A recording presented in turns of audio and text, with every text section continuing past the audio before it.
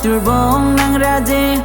maruta nang long nang podonde nang son ke lang be ke ave la so pirbi ang bonglong pen ke rida meta long dam de jibon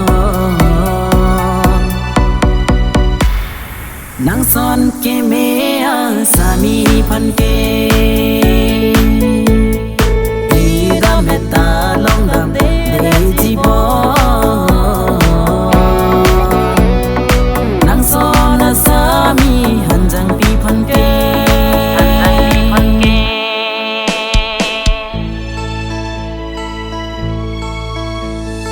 raje ke me ki hanjang pi si ke me kajing ki me ta hanjang pi si ke me hanjang pi si ke me hanjang pi si ke me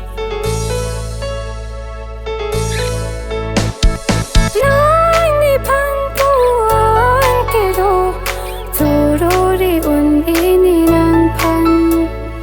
bon ta ni ra chi me o pu ke ne chi chi ni ne lang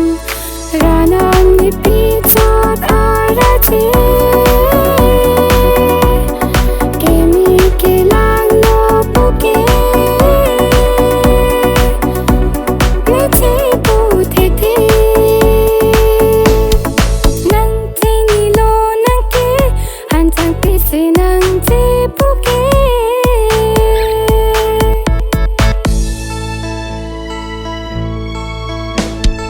raje ke me ke nang a san se ke me aning ke me ta nang a san se ke me raje ke me ke